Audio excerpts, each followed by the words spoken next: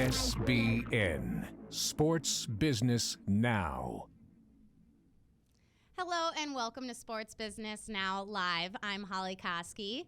SBN Live is a weekly wrap-up show on all of the hottest topics on sportsbusinessnow.com.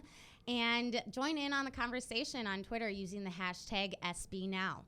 Joined today with me is Jason Cole, Jonathan Dusing, co-founders of SBN and Row 27. How you doing, guys? Hey. Good, Holly. How are you? I'm great. 2013. Yeah. First show of 2013, so. Faux show. For show. For show. For show. Yeah, we've been gone for a few weeks. We revamped the studio. Well, not the part you get to see, but the equipment running it. So hopefully we'll have a even more professional, because we're super professional. Absolutely. Broadcast. Absolutely. Cool. You know, it's the first year that has 4 different integers in it since 1987.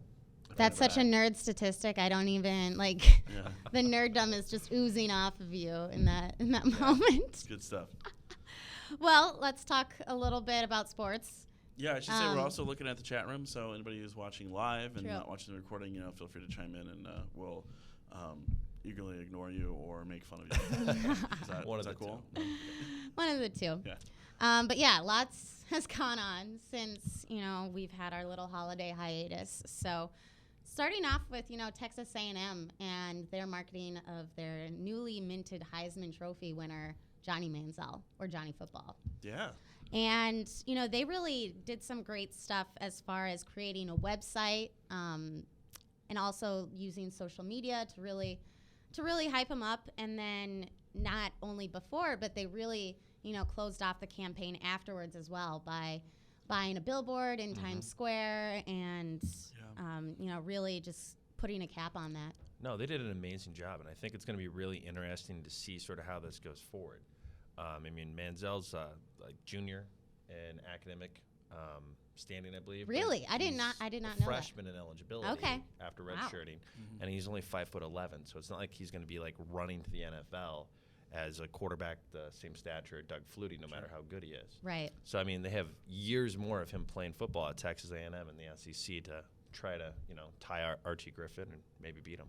Well, at least we get, because we've waited so long to talk about it, we get the benefit of talking about how he actually did in the bowl game, which was incredible, right up to par. So it was okay. He didn't, but yeah, more importantly, the campaign around it. A lot of teams have done Heisman campaigns. I think Oregon did one a few years ago that had a billboard involved. Yeah, Joey Harrington. Yeah. And that utterly failed on him. Dixon, though, too, right? No? Didn't they do one? Probably. Okay. Yeah. Well, anyways. I know Joey Harrington's was $250,000. I wonder what's the ROI on it, though? Well, it's one of those things, or you just have to capitalize on having a good player. I think you have to capitalize. And the Heisman's like one of those things. It's like winning the Super Bowl or winning a national championship. It's a lore that are years later. You have you get to use it for BCS schools that are that have stadiums named after Heisman winners from the 30s and 20s. Yeah. Because it's like, so it's worth it. Crowning, yeah, absolutely. Like $250,000. Yeah, well, I definitely think it's worth more than $250,000. I think the ROI you're looking at of having a Heisman winner when it comes to stature and recruiting, is measured in tens of millions over the course of maybe a 30-year outline. But just look at what Baylor did last year. Their donations skyrocketed because of RG3. So that's another thing. Not only that, but like the team they have now is incredibly better than the team they had 5 years ago before RG3 came through and sort of led them to prominence. So, they did a great job on capitalizing on him. But but probably more on a recruiting basis versus like marketing, like actual tickets and stuff. Well, unless the guy's coming back. For A&M, they've never had a problem selling tickets. But yeah, true. Yeah, he's coming back. So I just meant in general, like Heisman campaigns. Yeah. So. Oh, I think if it helps you actually eke out a few votes and get a win, it's immeasurable for years and years to come. Mm-hmm. Well, even though Oregon's was not successful about 10 years ago with Joey Harrington, that was when their program was really starting to come on the rise. And now look at them as far as national prominence and people knowing about the program. So yeah, we already know they're more attractive than the Eagles and Browns, right? Yeah, a little bit. Even Chip Kelly is a hot commodity at the moment, but he's staying at Oregon. So all right, well, kind of staying along the same, college bowl naming rights, or just college football in general, we'll move on to college bowl naming rights. And IEG, the sponsorship firm, they really did a great breakdown this year of kind of what it costs to, have your name associated with a bowl game.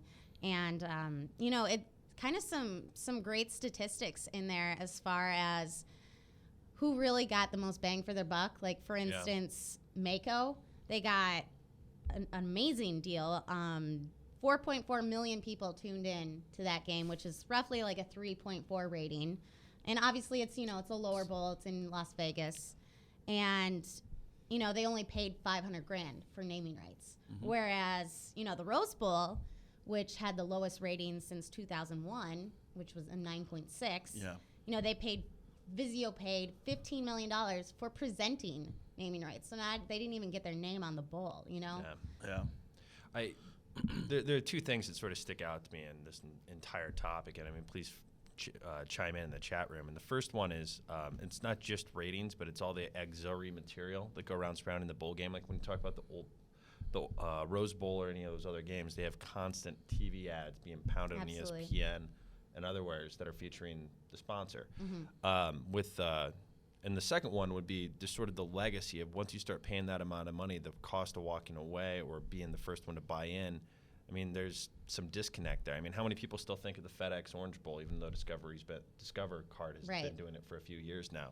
And how many people, like in my head, when we saw Vizio sponsoring the Rose Bowl, I had to check to make sure you had that right, because I'm still thinking it's sponsored by Citi, because they did it for about a decade. Yeah. Well, think about if Tostitos stopped doing the Fiesta Bowl. Exactly. That'd be weird. What are they going to do? Are they going to change it to Cheetos? Yeah. Well, I think that's still the same. Frito-Lay, isn't it? It would still be Frito-Lay. So, Old Dutch. Old Dutch Bowl. That's a very Midwest brand right there. It really is, isn't it? But, and then you also have the Outback Bowl, where that's kind of what you know it as, is the Outback Bowl. It really doesn't even have another tag associated with it. It's better when it doesn't, though, because sometimes the names get so long. Like the taxslayer.com Gator Bowl. Yeah, it's a mouthful. It's a mouthful. Yeah. Kind of, sorry. I was going to say, with the BCS Bowls, though, they're paying that, like Vizio's paying the $15 million over, and then it's for multiple years, right. And obviously they get the national championship there as one of the games, so it's more of a, it's like the national championship games kind of like spread out, Mm-hmm. and then I wonder in situations like the Fiesta Bowl Fiesta Bowl, not the Fiesta Bowl, the national championship game, where it was like a horrible game. Yeah. What happens in that situation? You're losing. Sure, you get the eyeballs for the first quarter, but geez, But I think the entire naming rights for the bowl is larger than just the game. It's so much larger than just the game itself. It's the conversation all they had beforehand. On the national championship game, that sponsor was associated with the Orange Bowl and the national championship game. Mm-hmm. Yeah. So you get sort of two in a week there. Yeah. The one thing that really stuck out to me here is if you look at some of the lower dollar ones, like the $500,000 to $2 million ones, where you can get some bang for the buck, is where you found some very regional organizations that probably had a very successful run. Like look at the Heart of Dallas Bowl, that was brand new. Really $350,000 for Plains Capital Bank, where it was a Texas team playing Oklahoma State, if I'm not mistaken. Yep. So they're guaranteed a solid regional matchup right there. Plus decent attendance at Cowboy Stadium, and that viewership, while small on a national scale, is concentrated where they actually have their bank. Like Plains Capital Bank's not banking in Florida and New York or California, so the national numbers don't matter as much as they do in that 4-state region where they have a lot of banks. Heart of Dallas actually had a really strong philanthropy tie-in as well. Yeah, they did. So I'm sure that helped. With T. Boone loving it. Yeah, exactly. But, going how you mentioned the taxslayer.com Gator Bowl, you also had like the Bell Helicopter Bowl or the Bridgestone Education, where they're definitely more B2B type companies. And one has to think, is it really worth it for them? I have to think in those packages that you have so much hospitality brought in there for all of your clients. Like if I'm doing B2B at a bowl and I'm sponsoring the bowl game, I'm going to take half those suites as part of that deal. I'd have to think. Russell Scabetti just chimed in that he loves the Beef O'Brady Bowl. That's not like you said, mouthful. Which is like a chain restaurant. Is it? Yeah, I've never been to I it. actually saw one.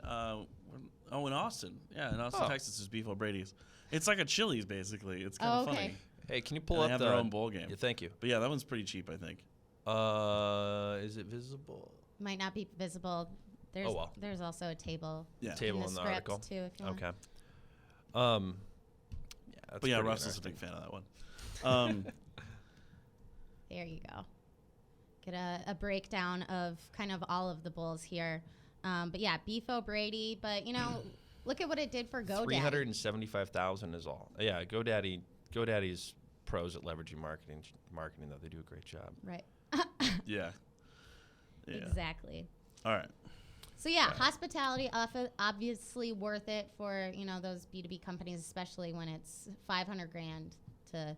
But you have to be careful where it's not just vanity. You want your name on a bowl game. You actually really have to activate around it. So, yeah. All right. Switching gears a little bit to English Premier League soccer, which is in full swing, and there is a huge matchup this weekend. Liverpool, Manchester United, and Chevrolet is actually a huge sponsor for Manchester United. They're really starting to expand to Europe. They're also the official, vehicle, I guess, of Liverpool. Mm-hmm. And they just released an ad, kind of looking to capitalize on this rivalry, where they had a couple players from Liverpool and Manchester United, where they did a split screen and each player recited Chevy's manifesto. And we can just take a quick look at this. Yeah. I play for the greatest club in the world. A club over 100 years in the making. Our grounds plays host to nights of magic, where heroes are born and dreams come true. That's where my heart beats hardest. With the singing from the stands, all in red. A choir of thousands to lift us up. So this is kind of, just an interesting look at an ad where two rivals are really literally face to face, and this is kind of backfired on. Sorry, I can't let that go. Face to face. All right, go. But Shay. yeah. And people have really responded negatively over this ad on Twitter, especially Man U and Liverpool fans. Maybe not being used to the, I guess, American advertising tactics. Yeah. I think it's great. I think it's actually a really cool ad, but people are saying this is such a deep-rooted rivalry that they're almost like making a mockery and not respecting it as much. Surprised the teams actually did the exact, that commercial. So. Oh yeah, I'd love to know how much Chevy's paying each team. It's not an often thing that you have like two teams that are rivalries in a commercial at all anyways, let alone like speaking the same script and Yeah, the only time you see anything like that with people comparing is like broadcast oriented, like right before a game. Yeah, where they have the mashup. People, mashup interviews.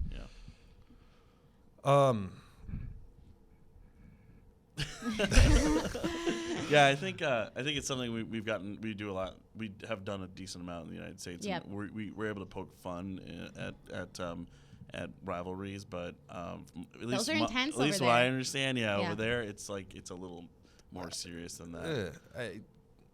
So, but it's probably good for Chevy. Maybe, I don't know. I honestly don't think it's good for Chevy just because. If they piss off all these people. Exactly. Yeah. And with their huge European push on, trying to become a major brand over there, it's kind of pissing off the wrong people with, the amount of Liverpool and Man U fans. So this might be like a classic case of American company going to Not Europe and knowing their what demographic. they're doing. Yeah. Yep. Yeah. Well, I mean, this wasn't even that bad, I guess, when it comes to advertising, because it was like a logo at the end after they read through something. Yeah. There was not, and I thought it was interesting that there was not even a should picture have of been a car. racing like 2 volts or something like that there you across go. a soccer field. I mean, if you wanted to be bad about it. 2 volts? Nobody bought 2 of them. That's probably true. But yeah, I also thought it was interesting that they did not once show a Chevrolet vehicle in the ad, which is... Well, that's the worst part about Chevy, so I'm just kidding. There you go, tongue in cheek. Yeah. All right, moving on. What else you got? Moving back on to America's pastime now with the MLB. T-Mobile has signed a wireless agreement with Major League Baseball, as they are now the official wireless provider of Major League Baseball. So long to the calls from the dugout to the bullpen using those bulky phones. Mm-hmm.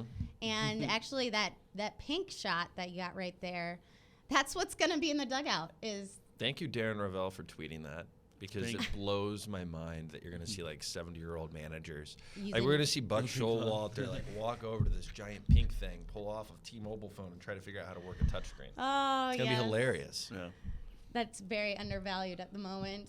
I did not think of that, but that is very true. It baseball. Well, it is their colors. It's not like they're making still. this Yeah, up. I know, but I mean it's baseball is also already kind of out of the This is still got to be management. win-win for T-Mobile, though. Oh I mean, yeah, absolutely. It's You huge can't. for You won't be able to miss it when it happens. You know. Yeah, baseball's already like kind of odd. And it's my favorite sport, but it's kind of odd because it's the only sport that makes like 60 and 70-year-old guys that are managers wear the same uniform as like the 25-year-old athlete. True. And that's.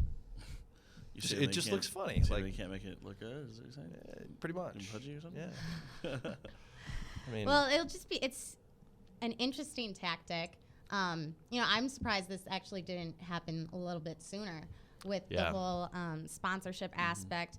But I really think the whole issue of connectivity in ballparks is a major issue here, or a major opportunity for T-Mobile to really kick some butt in terms of upgrading America's ballparks. Maybe. I know AT&T and Verizon, those guys have been reluctant over the last 5-10 years to be a naming sponsor on you know what I mean, on a stadium, because it has been so hard to keep up with what's been going on. When I was in Australia, they said it was like, you know, it's always like Qantas or something, you know. Yeah. That's just a little lower tier. It's always whatever. But I mean, it's not any of the wireless carriers because they can't handle it, you know. Yeah. But there's been some major improvements lately. T-Mobile's, you know, obviously the underdog, but you know, there's been huge improvements with AT&T and Verizon at the large stadiums. yeah, absolutely. I mean, sometimes you can. I mean, I've done Stream tests video. at games where it's been just like ridiculously fast, like broadband on LTE, you know. So, yeah. So maybe they'll do a little bit, but I bet not so much. I mean, they're spending their money on the sponsorship. They're not going to turn around and also spend money on the. Plus, it's really for TV than it is like the people in the stadium. That's true. There's no way they let a bullpen call fail at any point in time. Well, yeah, because like if it's they sign a probably all multi-year fake. It's agreement, probably not wireless. I mean, well, maybe not. But I mean, if they like let one fail, I mean, that's the entire remainder of the sponsorships now going to be a I think reminder. they're just of their painting poor a service. fancy phone and designing something. It's not like they're changing the technology of how they talk to the bullpen. Pretty sure. Okay. It'll be I hope so. It'll be interesting to see. They've really talked a lot about improving the MLB at bat app as well. Yeah. So, if that's not working at a ballpark and they claim that, we've made a ton of improvements to it, it also kind of defeats the purpose, in my opinion, as well. All right. All right. No rebuttal. Gotcha. No rebuttal. Full agreement. Full agreement. And then finally, CBS is actually, they are, the host of the Super Bowl this year. NBC was last year. It's CBS's turn. And, they're really trying to increase the second screen experience by not only streaming the game, but also streaming halftime and the commercials, which, half the people tune in for the commercials anyways. So to really utilize, And halftime's huge, obviously. especially with Beyonce, I'm not missing that. Are you kidding me? You're like the only I'm going to be one watching the excited Puppy about Bowl. Pardon me? I'll watch the Puppy Bowl. Puppy Bowl. That's true. Yeah. But I no, just hope Beyonce's Jay-Z gonna shows be up and they bring out their baby and then do a song together. And drop the mic afterwards? Yeah. Okay. Not the baby. Not the baby. Maybe that'd be bad. But, anyways, so they're streaming online and really taking advantage of people having a tablet around them, using their mobile device. Second screen, yeah. Second screen, which is so, so huge now. They're actually developing kind of 4 other camera angles in which fans can, utilize while they're watching the game. So they're watching it on TV, and then they'll also stream it on CBSSports.com and kind of choose which camera angle. They have the sideline, the cable camera. So the user is the one that can choose which angle. Yes. And so that's awesome. that's Very kind cool. of, I think that's pretty revolutionary in terms of. Well, especially on the scale of the Super Bowl, too. Exactly. Well, just doing the all 22. I mean, the NFL's protected that over the years so closely, and having the all 22 angles actually really that's a lot of fun to watch a game that way. Yeah. Yeah, so that angle, for people who are not familiar, it shows all of the players, and it's kind of cool if you're interested in like the plays of the game or more of the technical aspects where you can really break down some plays. Do we know if they're charging for this, or? I'm pretty sure it's free. I could be ad wrong. supported. Yeah. Definitely ad supported. This could be a really good sign for March Madness too, because they have that still, right? This next year. Yeah, partnered with TBS. Yeah. Or Turner Broadcasting. And they've always done a pretty good job streaming that, but it's not an interactive experience yet. So maybe they'll bring some of this to that if it goes well. And I think the big thing is one of the biggest things is the commercials. Streaming the commercials, because ESPN3 and those guys, they don't really leverage the commercial times at all. I mean, ESPN3 barely plays any commercials. You see the same one for the entire game. Yeah. So it's easy for them probably to hopefully prove the model on a singular game where they know they can sell all the ad spots on streaming, and then hopefully convince some of these advertisers to start doing that on a regular basis. I mean, the fact that ESPN3 isn't just full of ads that are unique, I mean, I don't get it. It's mind-boggling. Are they just asking too much money? I mean, maybe. Yeah, I don't know. It'll be interesting too if metrics also come into play eventually in terms of people watching the commercials or how many people are using on CBSSports.com or because I know obviously with commercials being viewed on TV, that's a huge aspect of just determining if it was successful or to measure that as well. I mean, the argument has been that streaming will take away from TV, but I think what we've seen streaming really turn into is a second screen experience. Like, people still want to watch it on a big screen TV. Oh yeah, and, especially a sporting event. Yeah, actually, it reminds me a little bit something that Fox did with the Fiesta Bowl. Was it Fox? No, ESPN. The Cotton Bowl. Was it Cotton Bowl? Yeah, Cotton Bowl was it just the first commercial break? Because I thought that's the only time I saw it. But they zoomed the commercial, played the commercial, had the sideline kind of shot. Yep. And then the commercial had these great kind of banner ad graphics around it, like a simple animation. And it was like T-Mobile and actually Sprint and a couple different ones. But it was a whole break. So every commercial had a commercial plus some graphics to it. Right. And I thought that was the most effective use of that space, because especially if you've seen the commercial and over and over, you forget what it's even for. And I really liked the kind of banner ad-y wrap around on it. That was Fox, by the way. Was it Fox? Yep. Okay.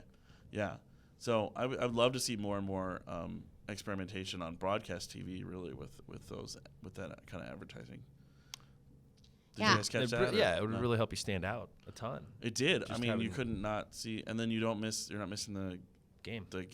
I mean, so. Everyone thought I was crazy live tweeting in 2011, 2 years ago. I totally remember this, and they're like, "Why are you live tweeting now?" And now look at the state of. You're so avant-garde. I know. Holly. I'm so ahead of the times. You don't even know. Yeah. Oh, I have a gripe though about streaming. The national championship game was not streamed except for the very far West Coast, or just the West Coast. Okay. Yeah, because of the hours, I guess. Yeah. But it wasn't on ESPN3 at all. That's which surprising. was really frustrating. And then the fact that it's on ESPN is already frustrating. I don't understand why they don't broadcast on ABC too. Would they not make more money? I mean, the ads should go for more money. I don't know. Well, it's the second highest viewed cable event, I think, in Why keep it to history of cable though? Or is that one of those carrots they hold on there to make sure people get their cable? I think it's one of the carrots that ESPN's probably kind of using like Monday to Night charge Football. to charge $6 a month from every single. Well, whatever. cable I was subscriber super in the country. annoyed. So, like many people who don't, who are cord cutters, and I don't have ESPN or cable right now. I wouldn't be able to survive, but all right. I haven't had it for 4 years, and ESPN3 has almost everything. I suppose, yeah. I've never really had a problem before, and then big events are always on, NFL. And I'm not a Sunday ticket kind of guy anyway, so I only need CBS. Yeah, I'm watching Red Zone the Fox. entire time. Yeah, like an addict. But me and a lot of other people had to watch that game through other means, so. They were not catering to you then. They were not. But someone else my got biggest gripe about my ad views. My biggest gripe about the game was I went to watch it in 3D on my 3D TV. which I've Of course never, you would have ever, a 3D ever, TV. ever, I've never actually used it. And the damn watch batteries in the glasses were dead. Oh, Nice. So no. they lasted for like 30 seconds. And this then I is had the to switch back problem. to This regular. is why no one watches 3D. It's over. Exactly. I'm CES just like, is going ugh. on right now when they release new TVs. They're like, No no one's one's talking doing about 3D. Not even Yeah. talking about it at all. So, Yeah, that 4K. thing is dead. 4K is where it's at.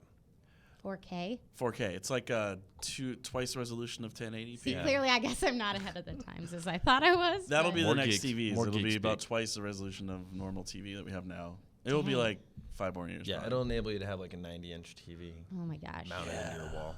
Can you Pretty imagine soon watching it's just gonna football be on the that and you entire can just see like wall. the blades of grass at night Oh, that's from the great. top view and you're like, oh, That'd be pretty cool. yeah. Well, and then actually we have go ahead. I was going to say, there's one other thing that stuck out to me on this. And I Yeah. just want to circle back to it. I mean, at $4 million a pop for a Super Bowl ad right now. Which if CBS you're is sold out. Which CBS is course, sold out. yeah. But if you're having the halftime show and the commercials, at what point in time do you start having 3 additional spots in the online queue of Super Bowl commercials that you sell for $3 million when the game's sold out? Just to build additional inventory. Yeah. I mean, you can easily get another $12, $15 million out of broadcasting the game simply by having that online content there if viewership's high enough online. Yeah, I guess, you So know. I'm sure they're going to we'll have see. like interactive voting and all that type of stuff Yeah. tied into it. Yeah, and it'll be nice too because the announcers Jim Nantz and Phil Simms will be on the streamed version as well. So it'd be the real thing Right. instead of like sometimes it's Exactly. not. Yeah. I don't know. Does anyone? No one else. Neither of you play Golden Tee all that much, or have in the past. But like it's The been a old dream. school like bar old school game. bar Yeah. game. Yeah. Like it's been a pretty dream new of mine to school put one of these them days, down. though. It is. There's a lot. But like every time I hear Jim Nantz announce a football game, I just think back to him announcing that game. Like Does he? his Oh. voice is just like stuck in my head. Like Awesome. a putt from 85 feet. I mean, he's got a great golf voice too. He so. does. A putt. I like that. That's funny. Gentle. And then just an announcement to close off the show here. The businessofsports.com, Russell Scabetti's site. He is actually kind of organizing a night of networking. Giant night of Giant. networking. It's international, actually. Yeah. It's in Mumbai and Melbourne. But January 23rd. He has a UK one too, doesn't he? Isn't he on I think 4 so. continents? He might be in London as well. But basically, January 23rd is going to be a night of sports biz networking across the nation. And as you can see there is a bevy of cities, from across the nation. So definitely check that out, especially if you're in the Minneapolis area. We're actually hosting one. We will be hosting. Yeah. so Absolutely. if you want to stop by and chat, it'd be great. Event is free, but donations to Team Rubicon, I believe, is Yes. is encouraged, and they're a really great organization that provides disaster relief, especially with Superstorm Sandy's. So it's free, but if you have some spare change laying around, can network and provide for a great cause as well. Yeah, and the Minneapolis one is at our office. We're hosting it, and it's going to be awesome. Totally off the hook. Totally off the hook. We're going to network the shit out of that night. Exactly. And seriously, props to Russell on this. 'cause Oh, it's yeah. incredible. amazing that that there's one guy on his blog that has networked and coordinated like 18 get-togethers around the world, quite literally at this point in time. And Right. the RSVP All at the numbers same are time. really solid. So Yeah. you will not be alone. So go out to one in your city and join us here in Minneapolis if you're here. Yeah, definitely. All right. Well, thank you guys for joining us. And Yeah, it's good to be back. Good to be back in the saddle. And thank you guys for joining us as well. You can catch the replay on our YouTube channel, which is Sports Biz Now, or on sportsbusinessnow.com throughout the week. And we will see you next time.